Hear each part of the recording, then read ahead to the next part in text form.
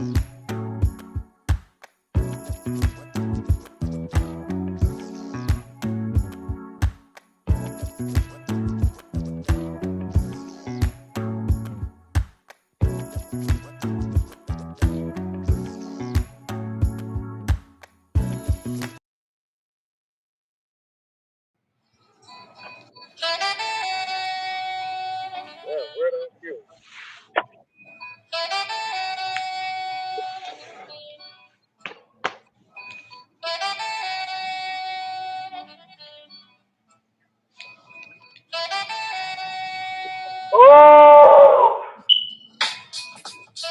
Good evening, good evening, good evening, good evening, good evening, good evening.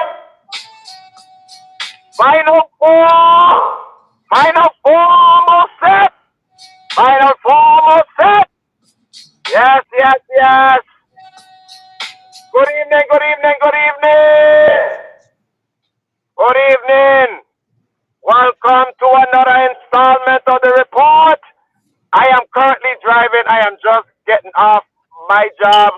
So y'all cannot see me for the moment, but it's all good. Y'all can hear me. But Lone Wolf, Rob, what's up, y'all? What's going on?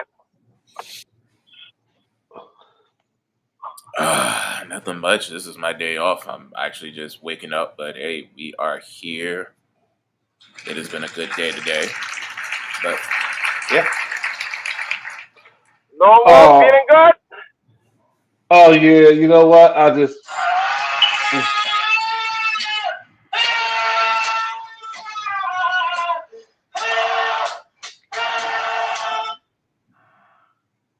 Yeah.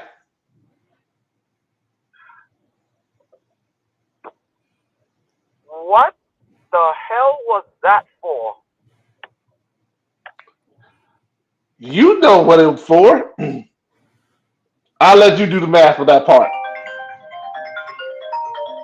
You know what? Let's get right to it. Hey, um, well, we assumed,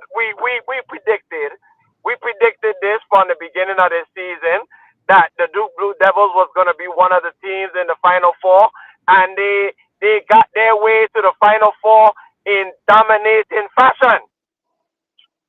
They they had every team in front of them. Every team got their ass whooped by more than 10 points. Except one. That's Arizona. Arizona was the closest. They won by 9. But any other than that, Duke was convincing, whooping ass on their way to San Antonio. Your thoughts, gentlemen. I mean, Oh, one last thing. For all them people that want to say about Broom is the player of the year, you need to hang yourself on a rope on a tree. Because the player of the year, he resides in Camden, North Carolina, from Maine.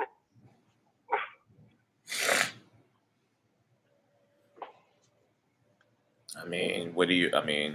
Isn't for us? Is nothing really to discuss with this. This is what Duke has been. They have been the dominant team. They have come in. They have every team they have played against outside of Kentucky. I think there was two other teams, Clemson and somebody else. I forgot who the other one was. Outside of those two teams and that one other team, everybody else took in the same fate, including Auburn, who played against them in Cameron Indoor.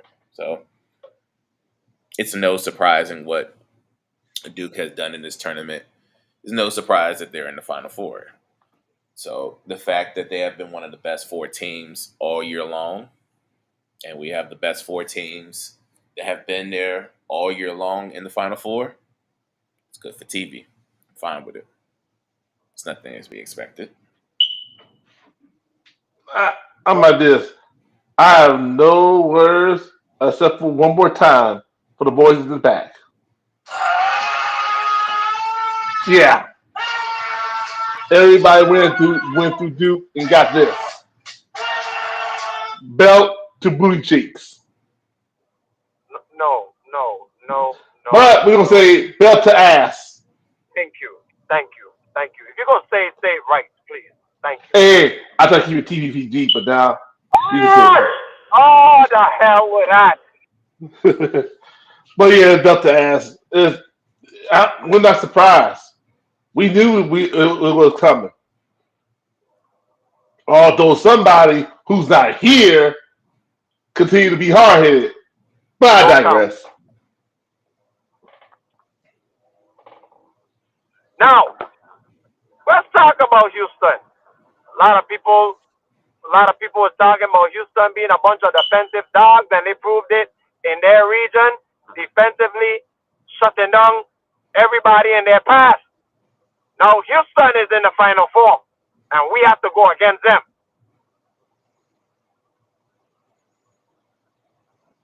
Hmm. All I can say is this is going to be a defensive team. This is going to be a defensive matchup. And right now, as of today, they got y'all favored by 4.5. As of today, it might change when you get to Saturday, but as now it's 4.5. Both of y'all has top 10 defensively and efficiency field goals. Both of y'all have top 10 in defensive points, and both of y'all have top 10 in field goal percentage defensively. This is gonna be if y'all want to take the under. This will be the perfect time to do it Saturday. But all else, I'm just gonna sit back and watch the game and enjoy it.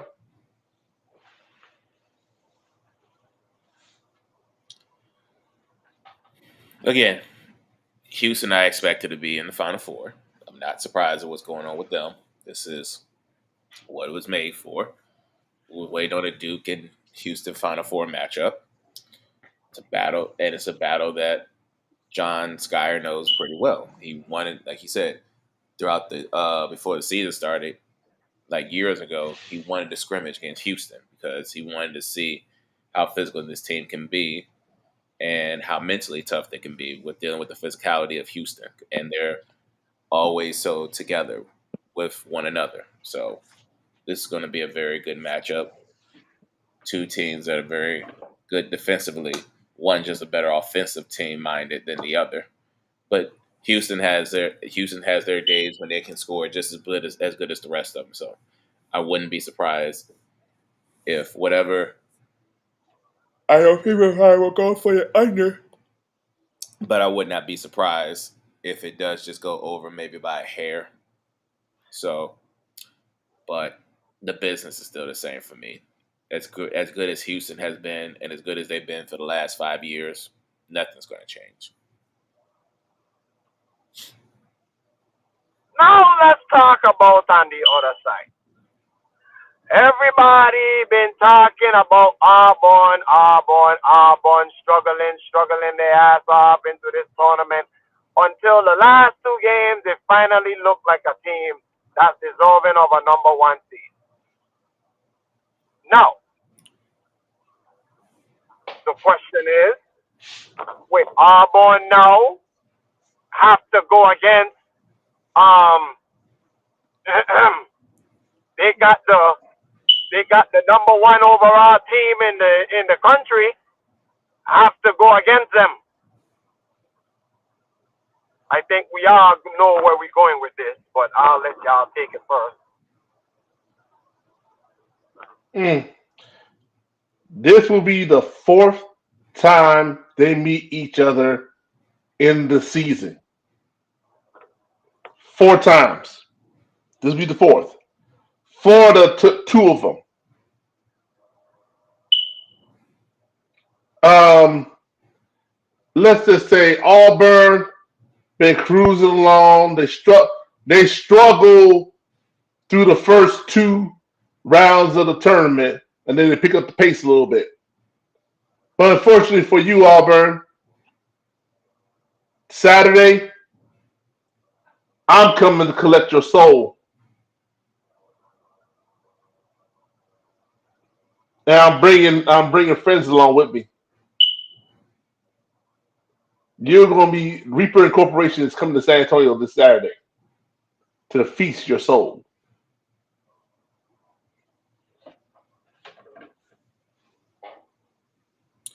Well, here's the only problem with that scenario. This is only the second time these two teams have met. They've only met one time, and that was in Florida, and that was in Auburn, and Florida won that matchup. So the fact that Auburn gets a revenge matchup against them in a neutral site could still fall into Florida's favor, but all depends on how Mr. Broom is feeling. I know he took an injury again, but he came back and finished the game, and he said he's going to play in the Final Four, which we knew he was. Oh, The issue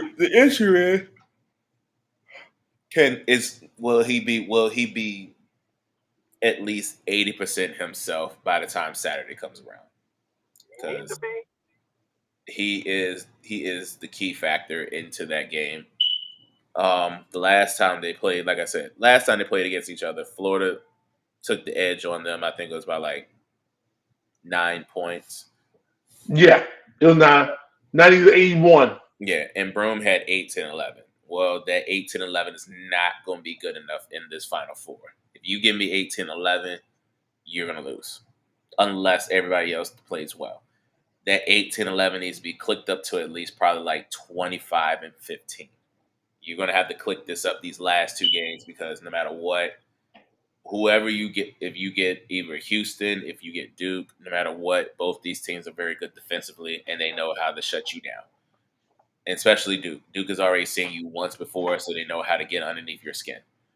So if I was Broome and the rest of the group, you got to leave everything you got these last two games. No matter how you get to it, you need to get to it.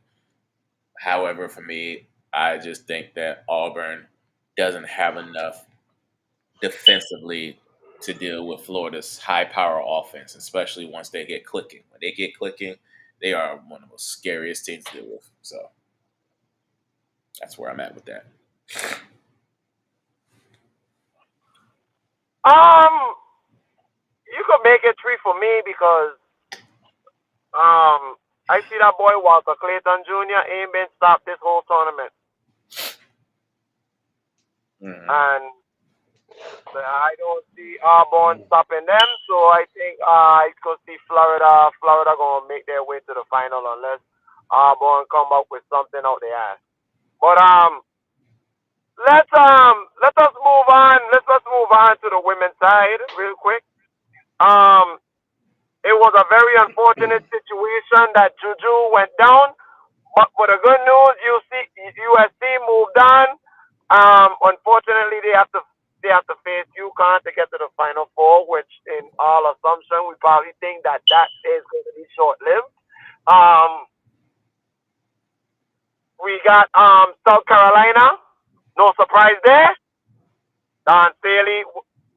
Don Staley. No surprise. She in the Final Four. Yeah, they made a fifth straight Final Four. No surprise there. None. Nah, No. not even close. UCLA last night punched their ticket to the Final Four. Another not a Um, surpriser. no surprise there either because they got a big. I don't want to say the word, but a big what at center, and nobody ain't been stopping her either. No, talking about Laura Betts. No. Yep, Miss Bet. Yep, that girl there. Yeah, that big what. Yeah. Um, um, but the game that's yet to be decided. Is two of them with the USC and UConn, and right now TCU going against Texas, in which Texas right now putting belt to ass on TCU.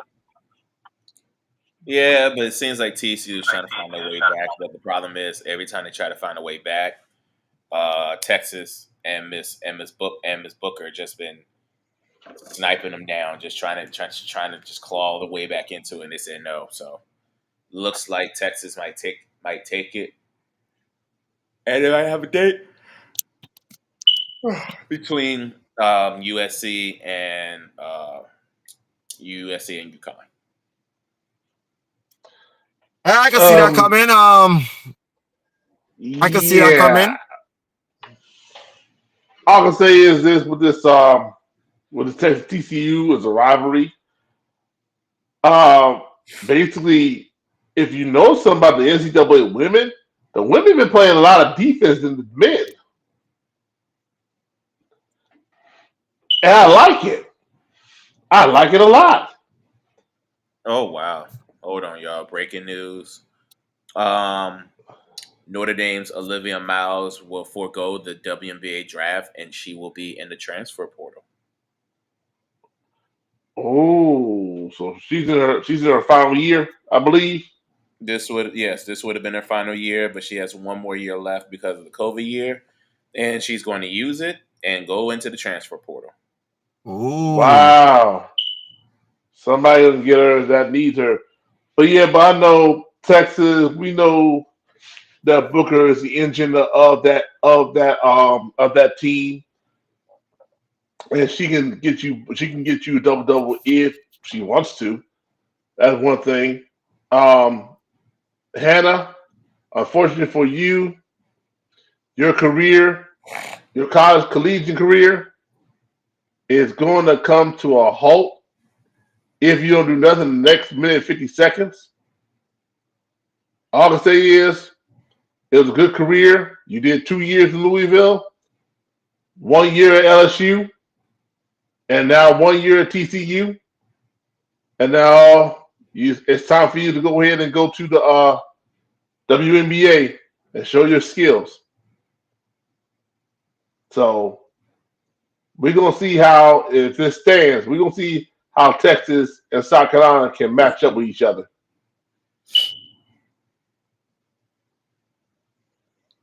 Um, Argument, SEC, dogfight,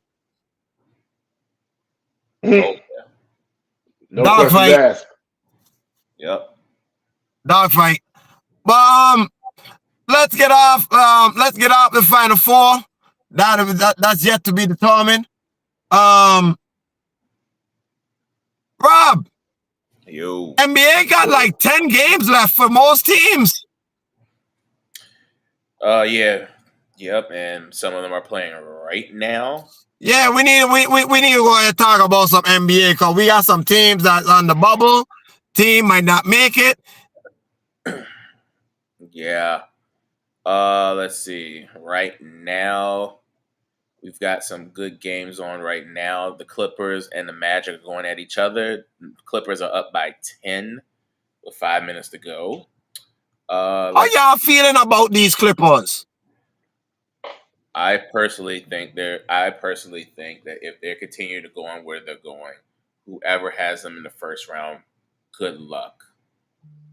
Because if Kawhi is continued to distribute the ball and score when he needs to, now that Norman Powell is finally healthy, now he's another bucket getter that you can get whenever it needs to. If both Kawhi and James Harden is going, and then shout out to Zubac. Zubac has been playing very well. I mean, granted, we know he would be like this defensively, but now his offensive scoring has gotten a whole lot better.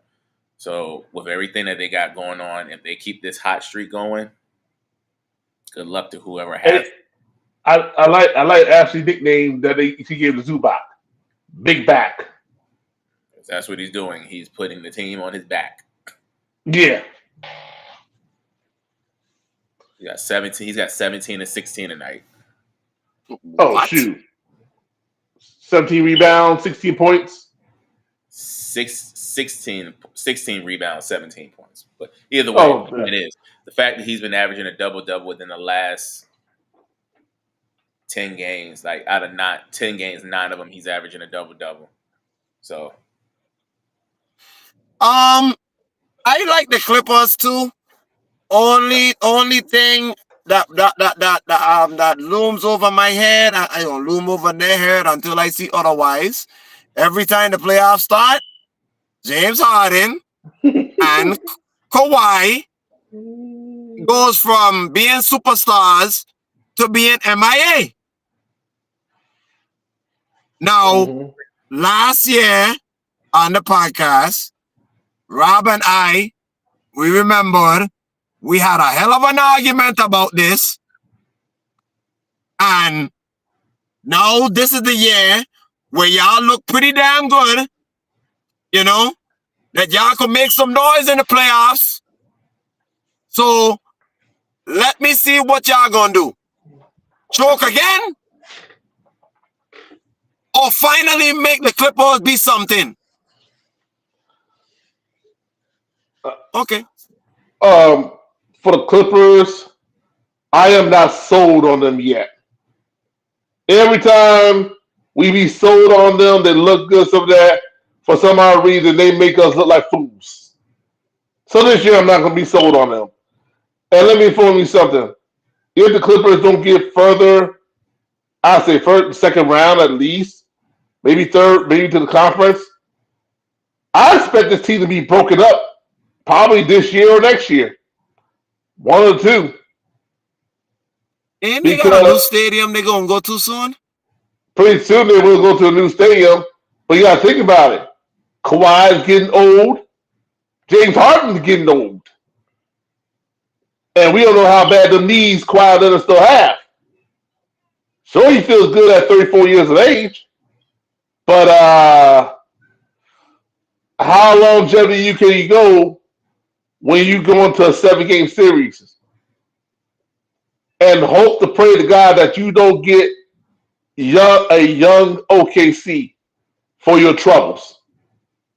They won't get OKC the first round. OKC is the number one team. They ain't gonna have to deal with OKC unless they make it to the conference finals, which I don't see Clippers going anyway.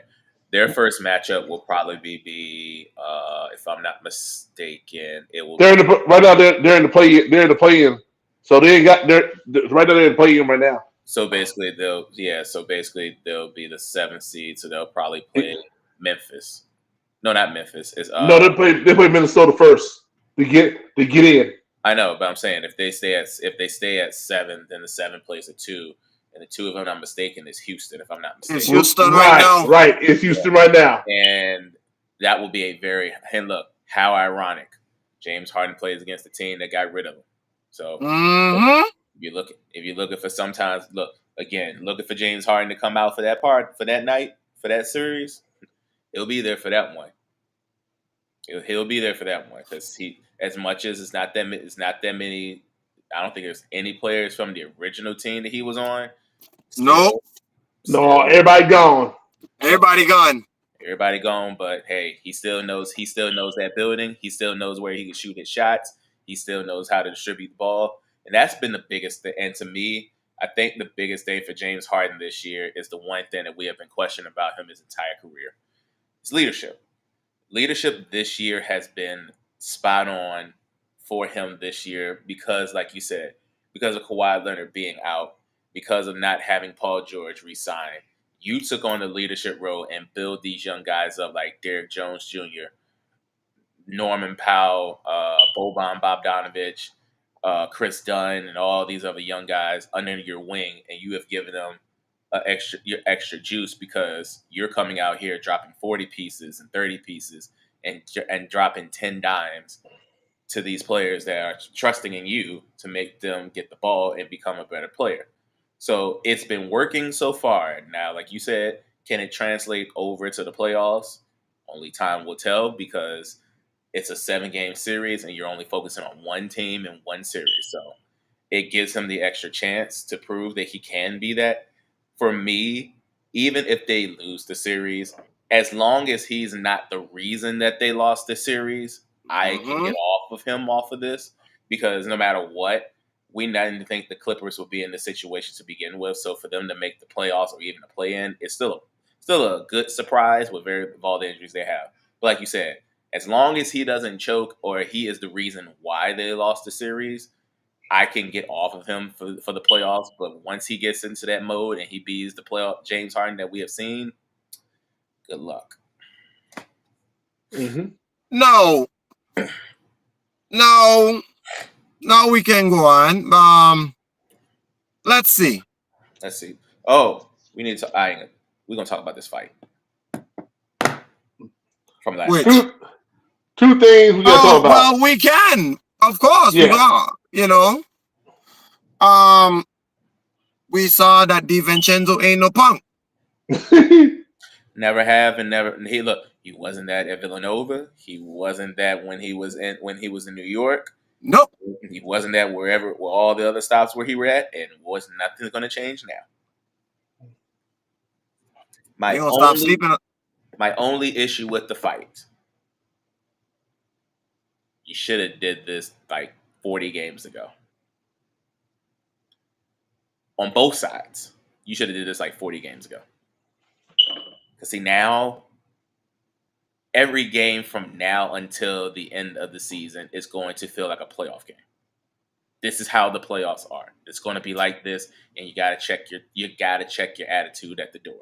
You do And not. the two of them got suspensions coming down the pike with games that they can't afford to lose. Exactly. And to be honest with you, both teams didn't need the suspensions at all because, like you said, Minnesota is right there on the play-in, looking to try to get in the playoff, and Detroit is trying to make sure they're in the playoffs, but they don't need nobody in. They don't need. They're trying to get number 4. I know that's what I say. They're in the. That's it. They're in the playoffs. They're in the playoffs. They're not going to see a play-in. But the problem still is with that. You already got Cade Cunningham that's dealing with an injury. You don't need any more players that are going to be compromising your bottom line, which is trying to win a series. And you don't need Isaiah Stewart and all these other and Hollins, who are your young guys, coming in and mess up the nucleus that you've already established. I get it. You're a grit and grimy team, and that's how JB Bickerstaff is. And I 100% understand it. And he is my coach of the year. That is my coach of the year. Is JB Bickerstaff for what he has done for Detroit. But also in the same retrospect, you are the head coach, and I get it. You want to show your team that you are for them and you are down with them at any cost. But also at the same time, you're still a leader of men, and you need to control your team at certain parts of the year. And this is one of those times. See, teams like Detroit are coming in and they have no business being here because they haven't been here in over 5-10 years. And they forgot how it is to become a playoff team and be a contender. Well, games like this is going to show you why that they're not worthy of it. Because you need to check the attitude, because if the attitude is checked, no matter how hard they're fouling, no matter how hard they're playing against you, if you can control your tone and your emotions, you're going to win the series because you're athletically are better than most teams in the league because of the youth and it's all about the mental. When you get into the playoffs, it is a mental battle, and if you get mentally frustrated because somebody is slapping you too hard, or somebody is getting into your head by keep going into the rim and knock you upside your head, and you want to retaliate like it's the regular season, and then you realize it's the playoffs. And by the way, all technicals cross over when the playoffs start, i.e., Anthony Edwards, especially you. You can't one more because you get a suspension if you get one more technical. You were at 17 last night with that tech, so you definitely can't afford to get one. Nor can I get involved in any fights. Nope. So the mental game for me is the biggest thing for both these teams. Like I said, I wish they'd have done this 40 games ago when it really wasn't really a factor. But now everything is getting tight, so every game is going to feel like a playoff game. Even with the teams that are not in the playoffs, they're going to still feel like they can beat you at any given time. So you've got to stay not only physically sharp, mentally sharp as well.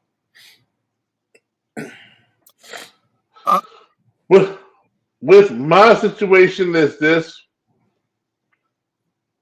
I love the fight. This reminds me a little bit of the Palace brawl. I said that at the barber shop today too. Malice in the Palace. Malice in the Palace 20 years ago. The only difference is there were no fans don't want to get involved in this, because I remember Artez went up to the fans and started wrecking them, and that's why he got 25 games.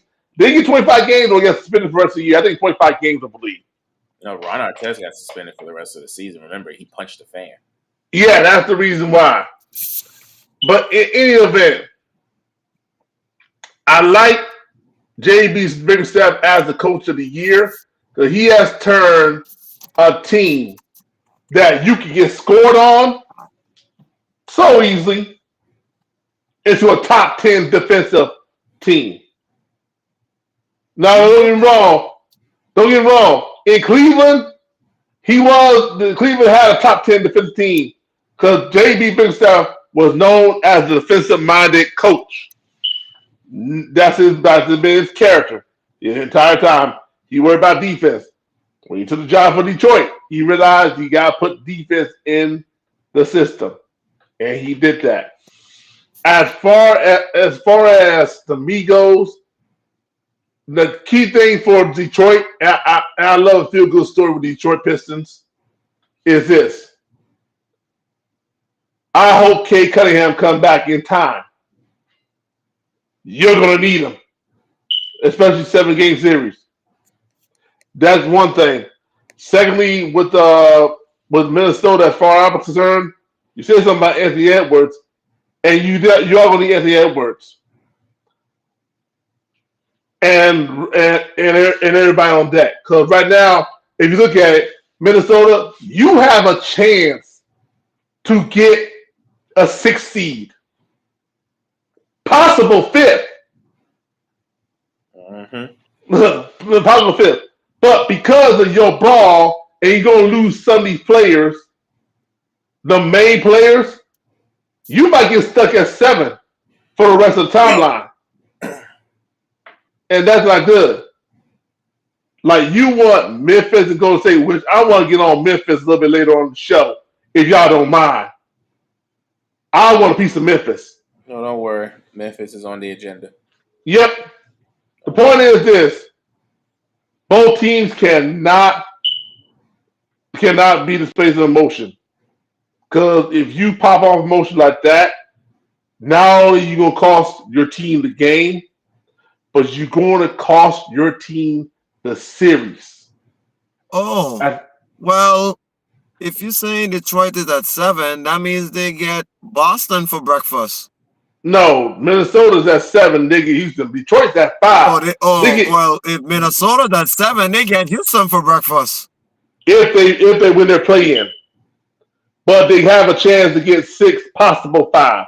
Detroit has a chance to get possible 4. Right now, Detroit is a game and a half behind the Pacers for that 4th spot.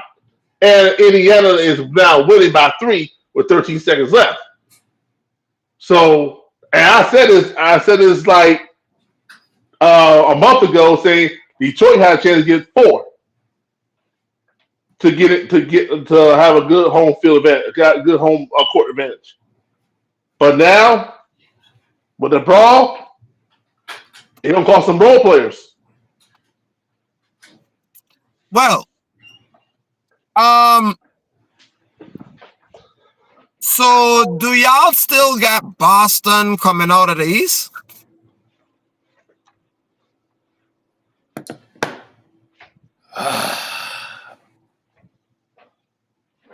I'm leaning to say yes. Still, I'm conflicted a little bit because of what Cleveland has been doing. I'm glad Donovan Mitchell is back, so now that gives them another shooter. And as much as I appreciate the fact that Mitchell has been the guy that leads the team in assists, I don't need that Donovan Mitchell right now. I need the Donovan Mitchell to average 25 points. Uh-oh. I need the Donovan Mitchell to average 5 rebounds and 5 assists. And granted, yes, you need Mobley. Yes, you need Garland to be who they have been all year long to make sure that Cleveland gets to where they need to get to, which is the finals. But also in do that, you need your all NBA player to be all NBA world. Because that's the only way you're going to beat Boston. The way they beat them, it was by everybody scoring. If they continue to do that, Cleveland can do something they have never done without LeBron. It can be done with them. I think it can be done. I think they have everything they need right now to beat Boston in a 7-game series. And if it gets down to that 7th game, you have the ultimate trump card because you are in Cleveland for it. No matter how they look at it, Boston's got to go to Cleveland. Normally in the 7th game, If you got to go to Boston, you're not going to make it out of Boston. But the fact that you're going to have home court advantage throughout the playoffs and all roads lead to Cleveland, I expect this to be a Cleveland Boston Eastern Conference final. I ain't gonna get that far yet, but that's what I expect. I expect this to be Cleveland versus Boston in the Eastern Conference Finals, and we'll go from there. But I think Cleveland is right now is the only team that can give Boston a run for the money. I kind of wish it could be a second round matchup between Detroit and Boston, because that could be the only team out of the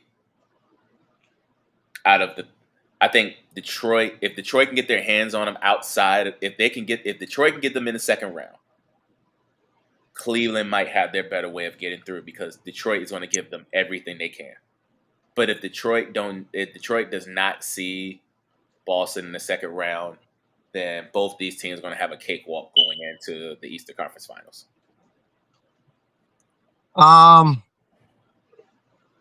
So the East, to me, we all could agree come down to two teams.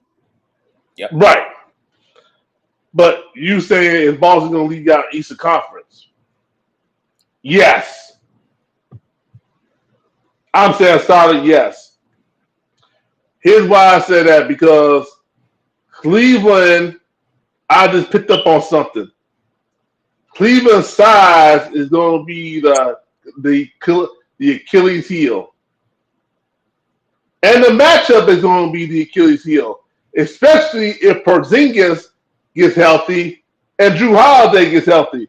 Because you know that individual don't want to see Drew Holiday. You know who you are, Mr. Garland. You know who you are. So, to me, I think Boston, like I said this 1,000 times, Boston, who can stop Boston is themselves. Simple. Because Cleveland size, I have question marks. And I do have question marks concerning a little bit about the bench, but not really, because I think they solved that bench problem. But now the size and the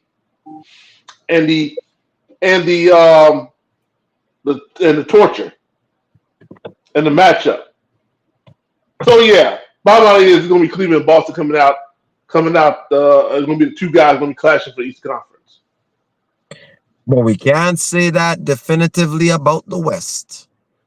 And I can't even say really is the size that's the difference between the two, because if that was the case, Boston would have swept their series, but they're tied. They tied at 2 apiece, and literally, I think it's about the experience.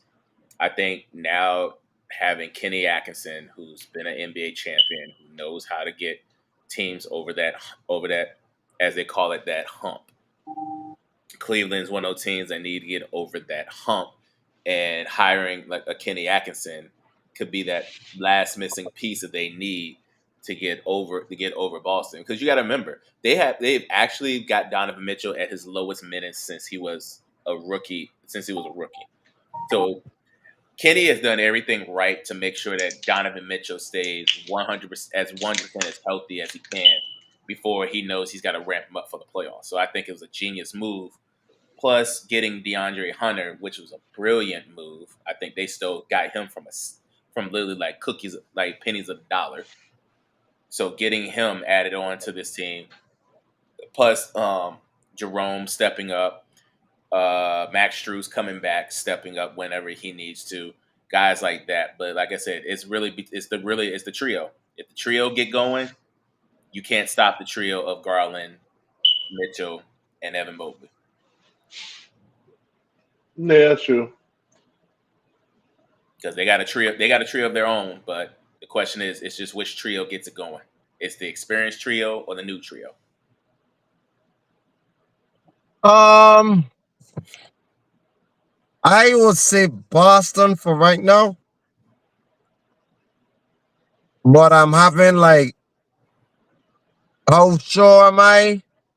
I'll say 7. Only because Cleveland at home, and if Cleveland steal one in Boston, we have a problem. So that's my only iffy problem. But now in the West, I can't really say because there's literally, I could think in my head. Let me see.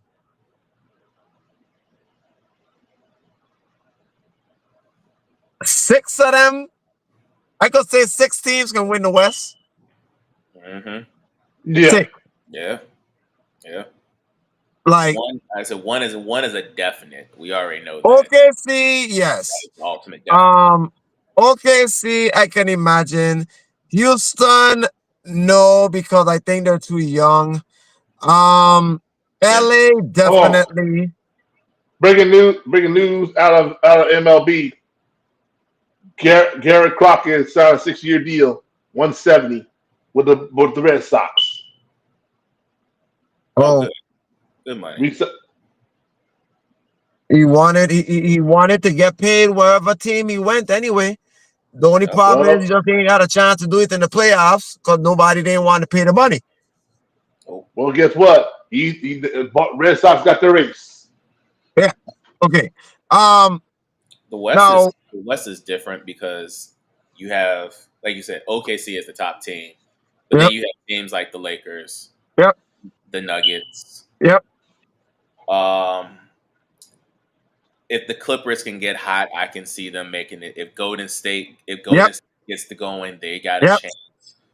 Um, I, it's just it's right now. It's literally it's honestly it's OKC versus everybody.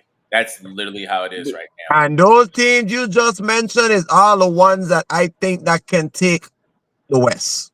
I agree. yeah, I just think I it's hard to go. I just think right now it's very hard to go into OKC. And I said this.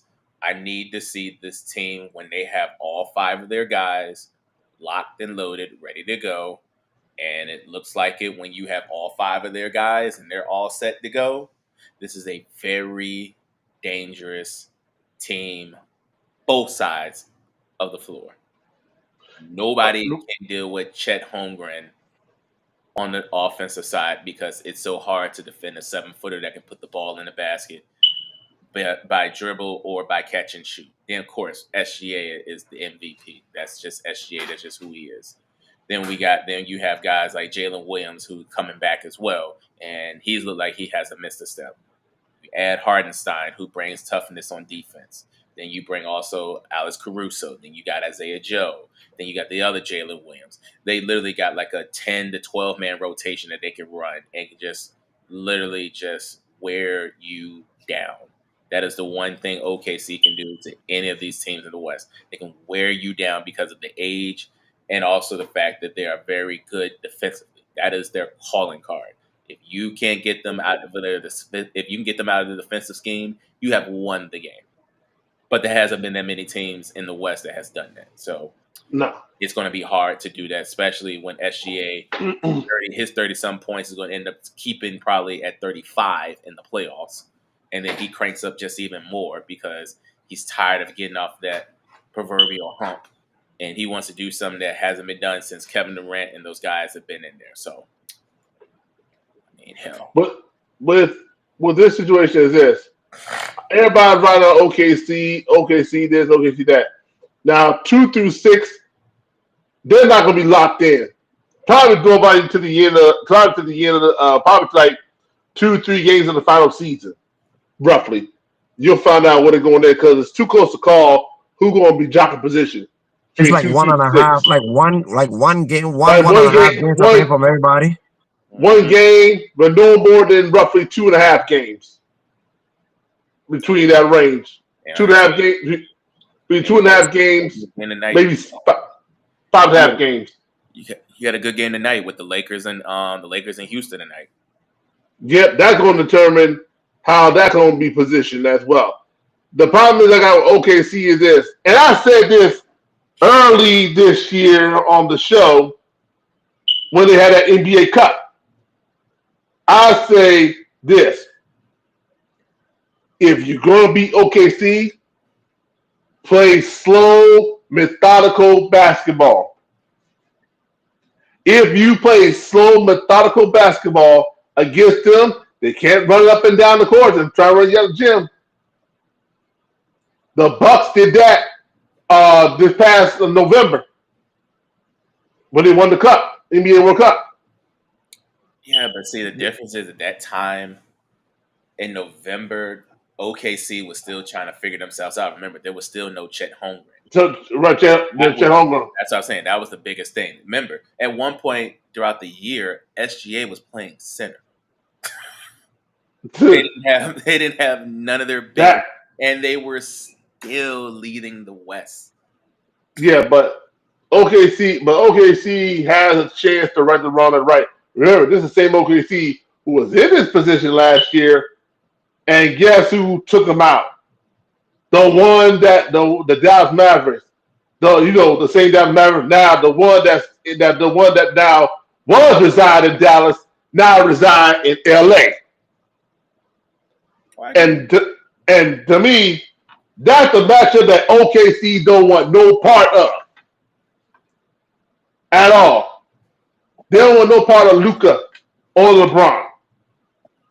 That's the one matchup they try to stay away from them at all costs.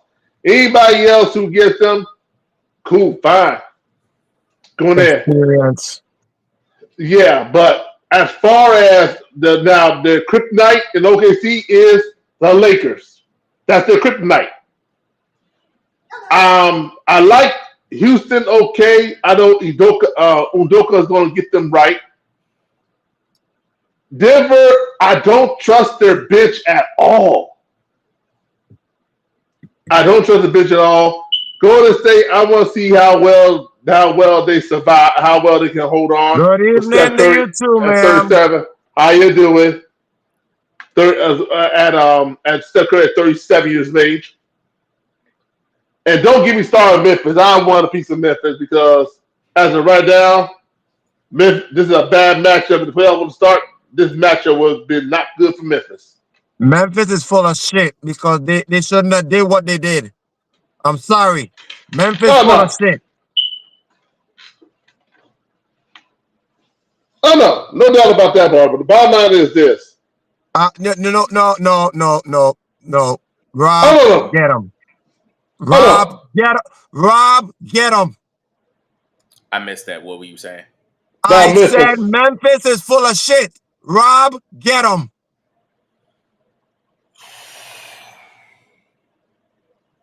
You know what? No, you know what? The hell with this. Get him. Yeah, you can get him. You can get him by yourself. Hold on. I'll be right back. Matter of fact, the hell with that chair.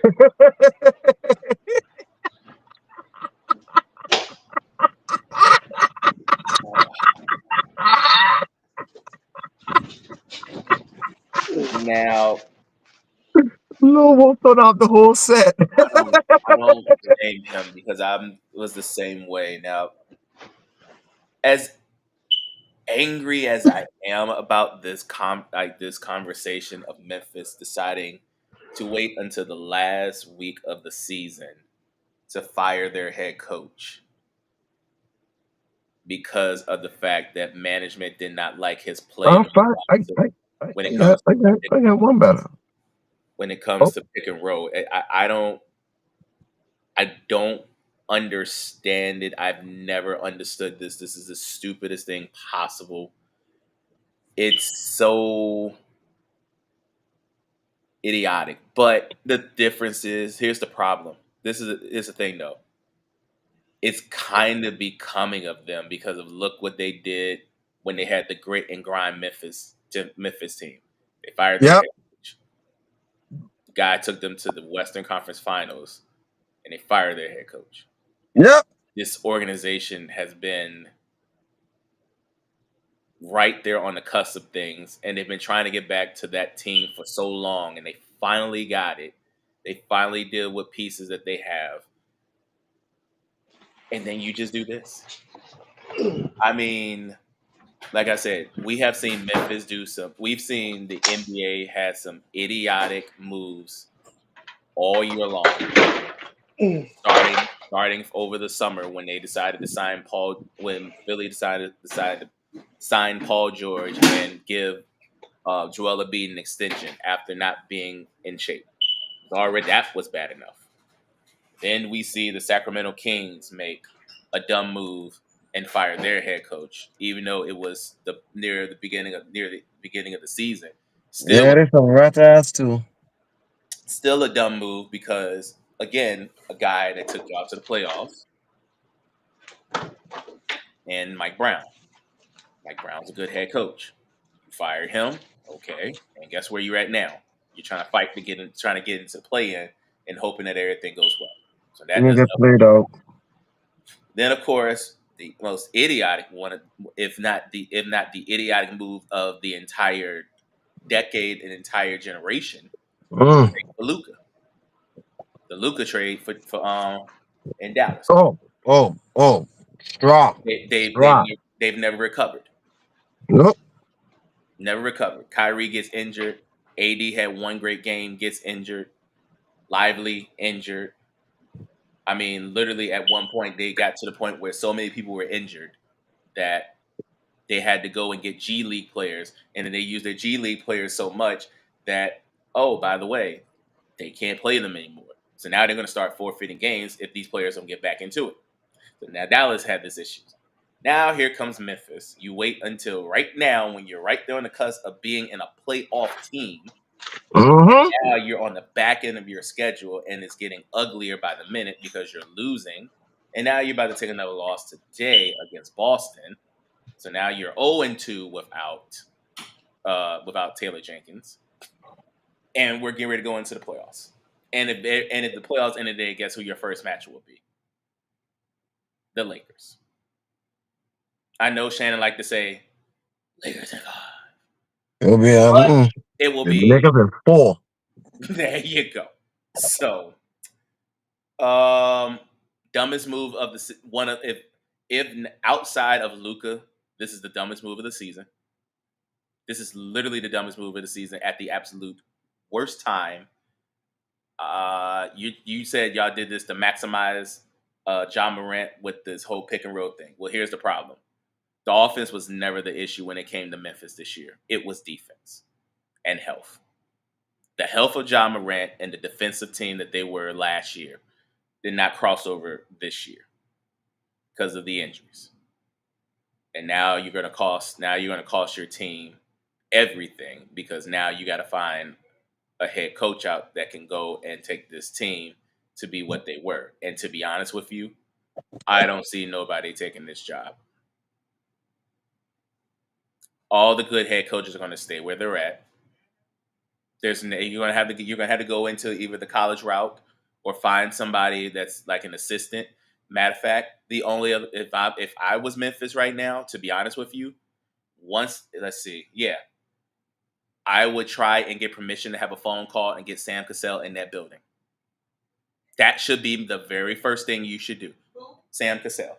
That should be my number one target. And realistically, that's the Grizzlies, because I'm mad about that for real. We like Taylor.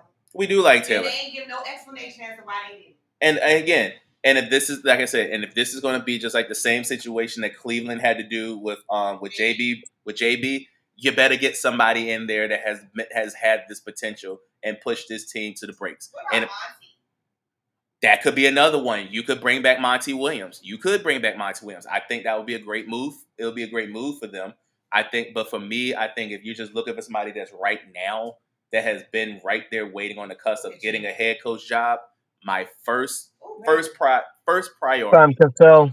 Go to the Clippers and get Sam Cassell.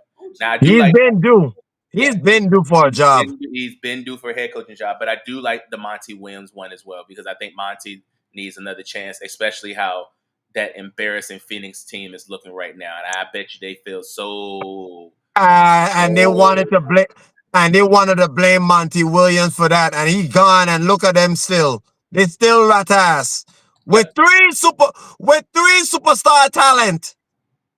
It's all about culture. You set that culture from the very beginning, and that comes from coaching. You blame Monty Williams, you blame CP3, you blamed all these guys, and yet it's been management. You have to start with them, and they get what they get. Yep, they got what they get. They get what they get. They got what they got because they this should not have happened at all. Nope. So Loney, you know I'm right, am I? Oh yeah, Loney shaking it. He put the mute button on himself. That's why he. Okay, that's hold why on, Loney. Loney, want me to say it? Can I say it for you, Loney? We can't hear you. No, he's doing this on purpose. Okay, so it's hold on, ready?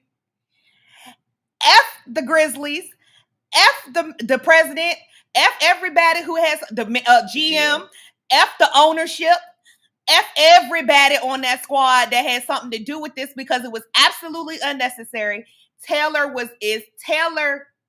and is one of the best coaches that gets a team fired up in the game. They have made an egregious mistake.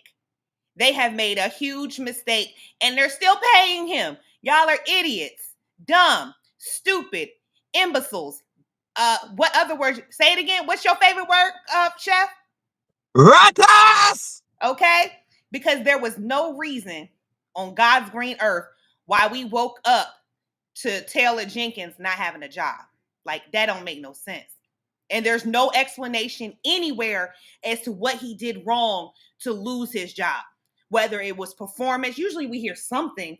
There's nothing that says it was no camaraderie with the team. Yeah, you didn't hear none of it. I don't. Like I said, I don't get it. I don't get this unless it's something that just happened internally that we'll never know about. And I think that's what it is.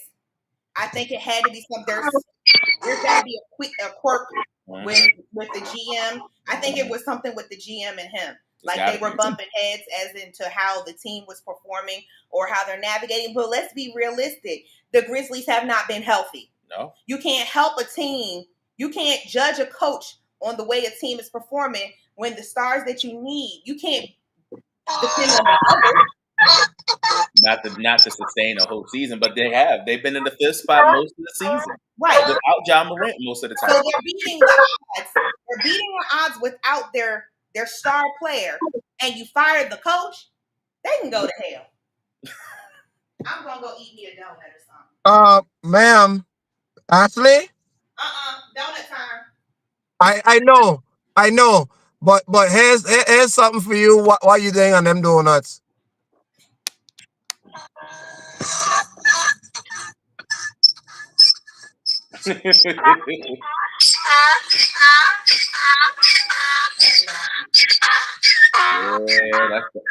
Look, donkey of the day. That is a donkey of the day moment. Look. Look. Lone Wolf, we get it. Oh, hell nah. Hell no. Oh, hell nah. Know what? Let me put it this way. Let's go by. I'm going to go down. I got CVS receipts for all you. Know what? Is this unfiltered tonight? No. We need to be on YouTube. Yeah, I wish it was. We'll be nice tonight. We gotta be nice tonight. We don't have King Hostile in the building, so let's be nice. I'll be nice tonight. I'll find some edited words with that too. Memphis Grizzlies. These two gentlemen will tell you that when I come after GM jobs, I come after you royally. And when I come after, and guess what? 93% of the time, I get the job done. And right now, congratulations, Mr. Zach Kellerman. You are on my list. Let's review that. I got CVS, Rite Aid, Walgreens receipts. Let's go back in time. You and Taylor came in together in that 2018. I'm going to get the owner too, by the way. You two came in. You got promoted in 2019, April 11th. And what's the first thing that you did when you got promoted to general manager? Remember, you were vice president of basketball operations before you got promoted to general manager. What did you do? You decided to trade Mike Conley Jr. to Utah. Andre Iguodala to Miami.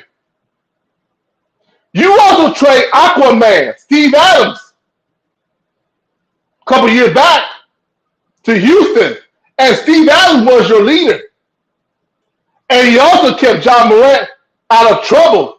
Typically kept him out of trouble, but John Morant made around there. Let me review to you, Mr. Kellen. In your 6 years of you being on the job as general manager, how many division titles you had? 2.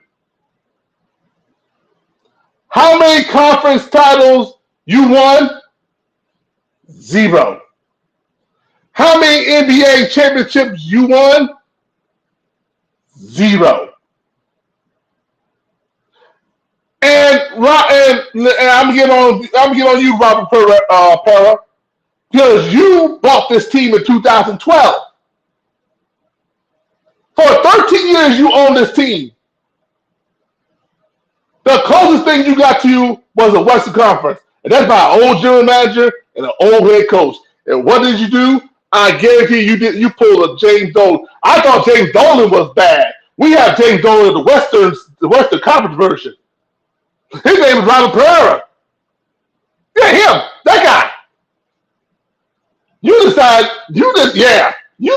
to fire the guy that took you to the Western Conference. And now you are cursed. Now, ever since then, now fast forward to now 6 years later, I believe it has something to do with you being a Jerry Jones mixed with James Dolan. Yeah, I call it like I see it. Because you see that Taylor, I want to make sure I get his last name right. Taylor Jenkins. TJ, I call him that. He deserves the name TJ. He deserves the name TJ. That TJ was winning. And for you to get rid of him and you in the cusp of the playoff, you would have got rid of him, guess what? You had a shot to go to number 4. Possible number 3. At one point, remember in the All-Star break, they were 2. There were 2. There were 2. So, Zach Kellum, guess what? I'm on your ass, homeboy. I'm on your ass. After LA sweep them, you could go ahead and get his job. Oh yeah. Because here's what's gonna happen. You don't get past the first round, which is gonna be LA right now as it stands. You better hope and pray that you don't get LA. But my man to my far right wants you. Let me inform you something. You don't get past the first round. You can join TJ on the unemployment line. Because to me, TJ got fired for no reason at all. None at all. Anybody who should be fired is you. You're the one that authorized this roster. You're the one that's still in the roster to get TJ to work with. And for the past 6 years, you have made this team for the past 6 years. You have made the playoffs twice. How many playoff series y'all won out of 2? I think it was 1, I believe. 1, yeah. 1 series playoff. And you want to fire TJ? Get out of here. You know what? I'm going to make it easy for you. Applejack, Cracker Jack, Pepper Jack, Flapjack, it doesn't matter. Lakers in 4.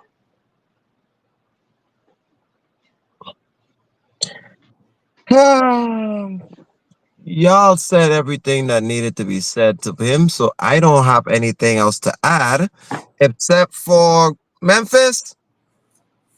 This was the moment y'all know y'all effed up.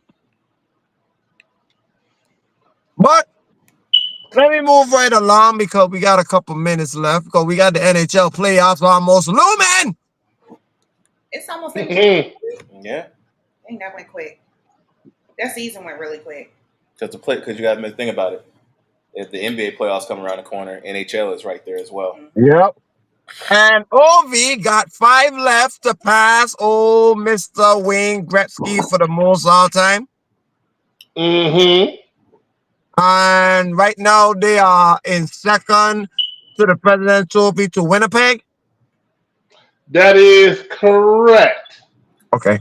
No, you can take it from there. And right now, the only people that made the playoffs is Washington, Winnipeg, and Dallas that made it. As of right now, as it stands, That's it? That's it right now. that's it. That's it. Everybody else is that close. Nobody's that close because I told you the East is going to be stacked. The East is stacked between the Rangers through the ugly Penguins, and now the Flyers won't get involved. So the East is going to be a long time before they show solidarity.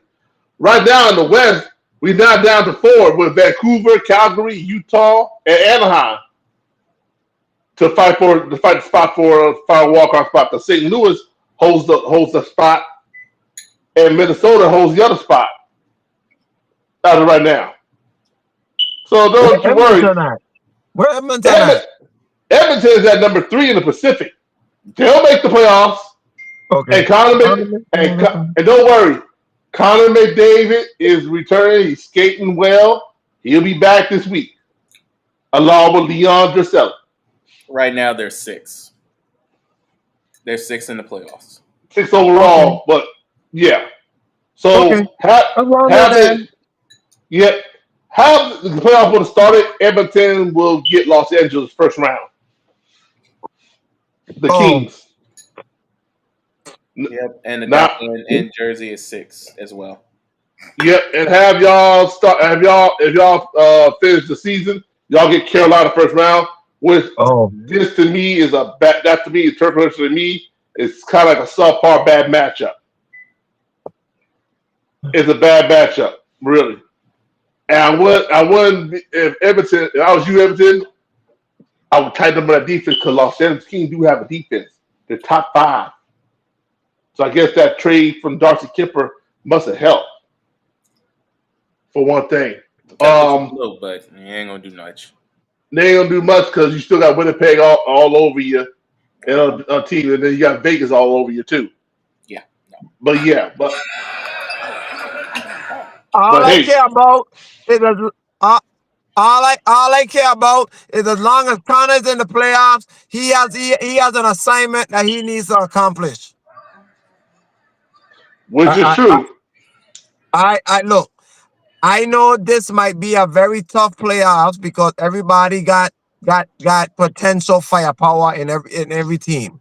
But if you want to be mentioned with the greats like Ovi, like Gretzky and them, you gotta get one. And trust me, Ovi trying to get one before he retire. And at this pace with that pace with that young core, what they got, the Capitals are a little more faster than norm. They got rid of all the old guys, like Bassett retiring. TJ, I think, will retire anyway. But they got young guys, and they're fast. If you want to know who's the Jack Adams, who's going to win the Jack Adams, Spencer Calvary could win the Jack Adams. For those people who don't know what the Jack Adams is the coach of the year. I was just gonna ask for the people out there who don't know what Jack Adams is, because I damn sure they didn't know what Jack Adams was. Yeah, it's the coach of the year.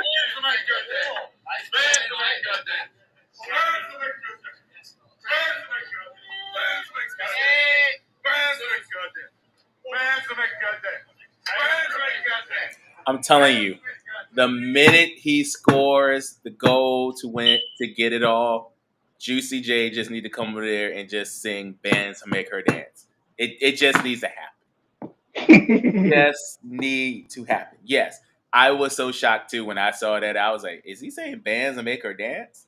Yes, he I is. saw that video Because before, and every time I see it, I still have my mouth open. I'm like, a Russian is actually singing bands will make her dance. yep, Wow. Wow. I could imagine how the Kremlin feels about this. Look here. Because you been rapping like that, look, he's invited to the cookout. you gotta you look. Most definitely. Oh, he He's invited to invited to the mine. cookout. Oh, Hey, he invited to mines any day. hey, y'all gotta remember, he's in DC. My man knows stadium life. That bands made her dance for all them years. Yeah, before this was before this is before he got the two kids. Hey, you know he went to stadium at least once or twice. Yeah, You know he has ass did. yeah, this is before now he got two kids. He's like this. Wait, Duh. does stadium still exist? Oh, Oh yeah, Quietly, but yes. yes. quietly? Oh, Quietly. Mm-hmm. okay. All right. Let's just say this. I guarantee you, when he won that Stanley Cup back in the 2000s, He went there. fans made her dance. He went there. He went there for and if, sure. and look, and if they go back, band's gonna make it dance twice. Oh no, this time, look here. This time, if he wins the cup and breaks the record at the same time, you might go invite Sunset. Oh, that'll be the story. Yeah, he gonna ride in the sunset, but band's gonna make her dance too. Oh yeah. Either that, or it would be surprised if he finishes out his final year of his contract. No matter what, the bands make her dance. Every time he scores, they just need to play that. Bands will make her dance. Bands will make her dance. And DC got it. They got that song in the rotation. I know y'all do. Ever since I wish we do, but the goal song is "Shake, Rattle, and Roll" by Chuck Berry. Well, it needs to be changed. Yeah, When he gets to number 3, when he gets to 3, change it. Now, we got a few minutes, so I'm gonna go ahead and talk a little quick vibe. Did y'all see Raw tonight? Did we see what? Raw. I saw the clip. Oh. I love when we get in the main of the season and they are just getting at it. I love it. Look, listen. The only time I'd really be loving to watch WWE, actually, not saying. I mean, I watch WWE every week, but I mean, this is literally my favorite time of year to watch WWE. From Elimination Chamber until the night after WrestleMania. Yeah. Not just WrestleMania. I need the night after, because then somebody new is coming into the fold just to wreck shit up. Like, there's somebody new. We don't know who, but somebody new or somebody coming back. Always night after WrestleMania. Always some surprise. So from Elimination Chamber till then, I love watching wrestling. And no, tonight ain't no different. Tonight just made WrestleMania that much more interesting to watch. Absolutely. Especially that now Cody has finally just decided to just let it rip. It's about time. It was about time for Cody. I was telling this to Ashley. I said, I think the last 2 weeks he's been too nice. You're on Netflix. Let it go. Say what you need. Say what you want to say. Pretend we're in AEW, and just let it flow. Oh, you know, AEW have zero filter. Yeah. As a matter of fact, speaking of AEW, I don't care what nobody say. Tony Storm is a national treasure. Yes, Lord. Mm-hmm. That women's division in AEW is just stacked up. That is and it's so. And now that you add Athena back to it, oh man. Now that is interesting. Now Athena wants Mercedes belts. Mm-hmm. And she's got 2 of her own. I like it. Unify the belts? You could unify the belts, Yep.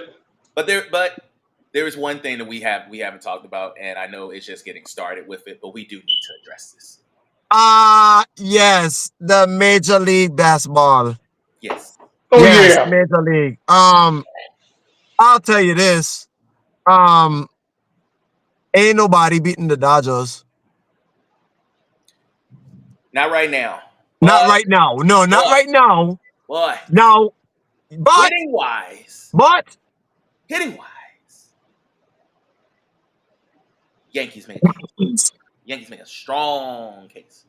Hey, and can I address this right quick? yes. Hey, Brewers, and all the rest of the teams in baseball that doesn't have a pitching rotation. Rule number 1: walk Judge. Walk him. Walk him. I don't care if this is your second pitcher. If this is not your ace that you 100% can trust and get the job done, walk Judge. Walk him. It ain't long. Because if you didn't see what happened, if you were just if even look, even if you didn't if you don't have if you didn't even watch the first week, all you had to do was watch Saturday's game. Saturday's game would told you everything you need to know.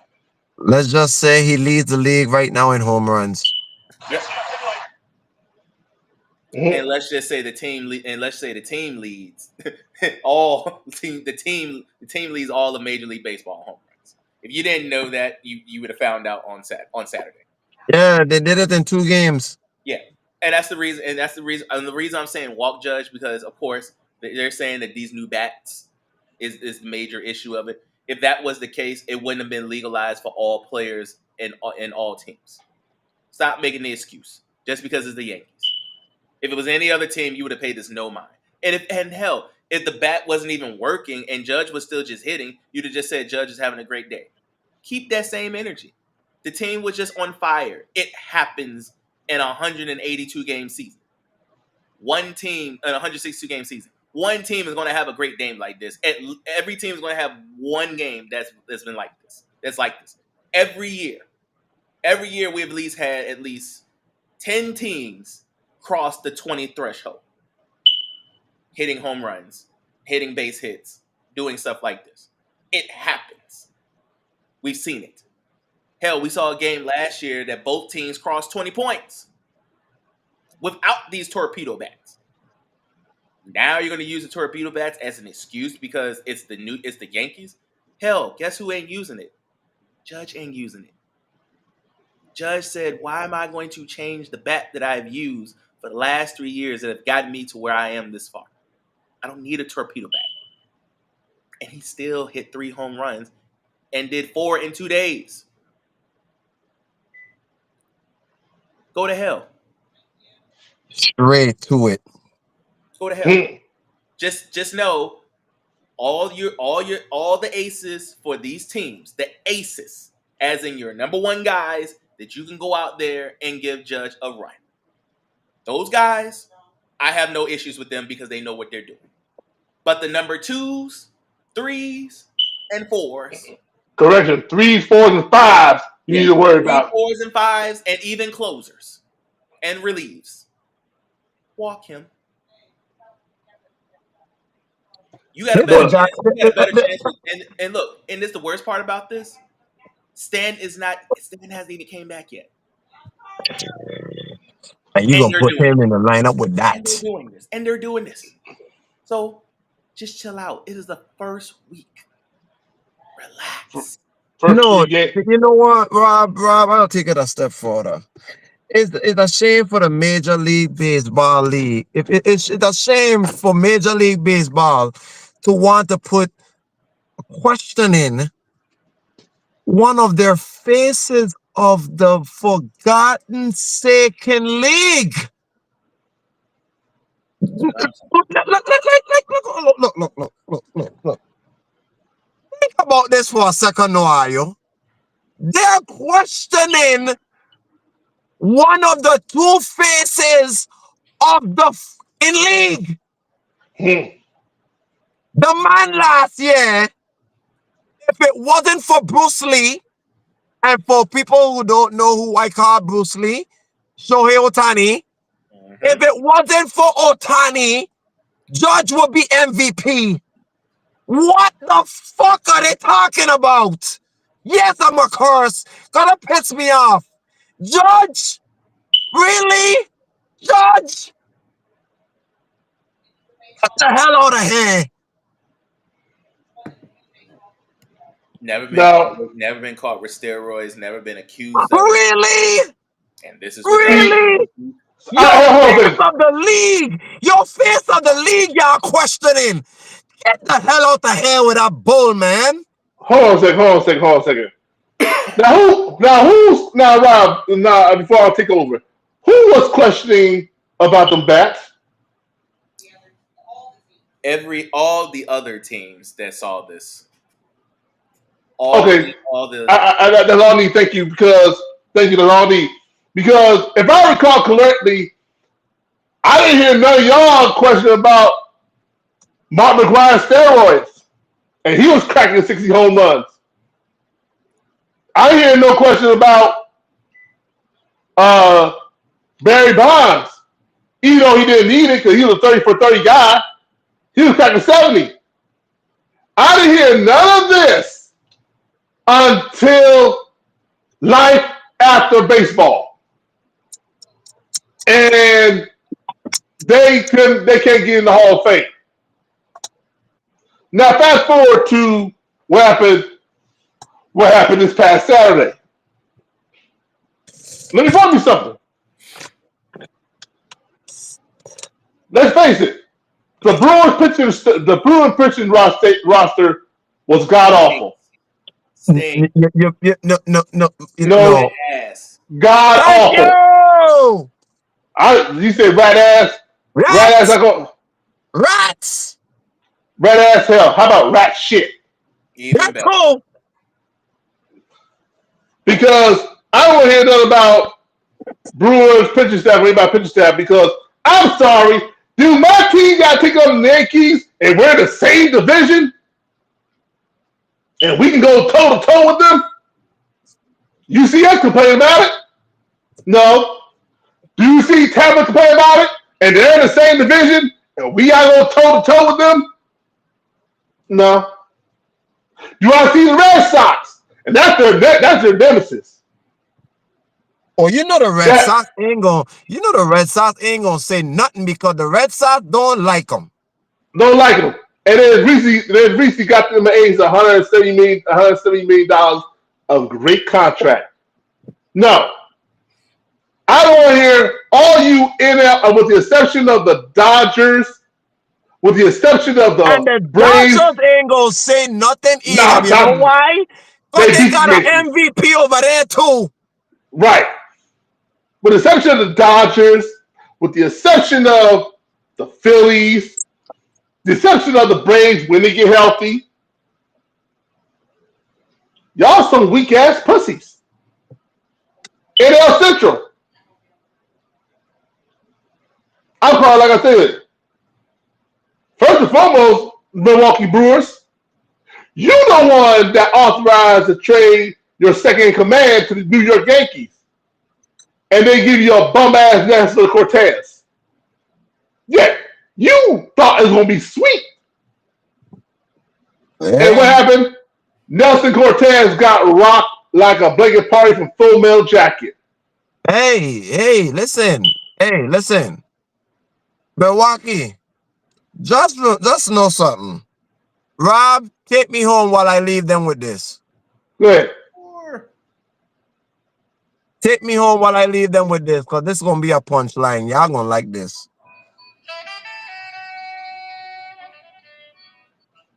So Milwaukee, they're not going to tell you, but I'm going to tell you. Let's go back. Rob, give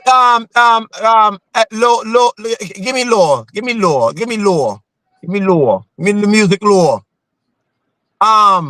So Milwaukee, y'all just went ahead and got Cortez, right? Just remember what Cortez caused the Yankees last year, you know. Let's go back. You remember Freddie Freeman?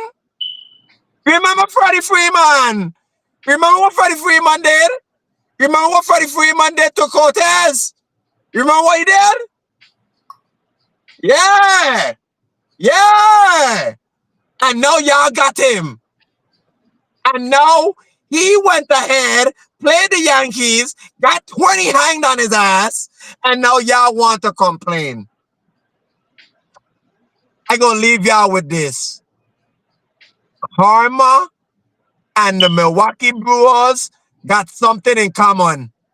Guess what?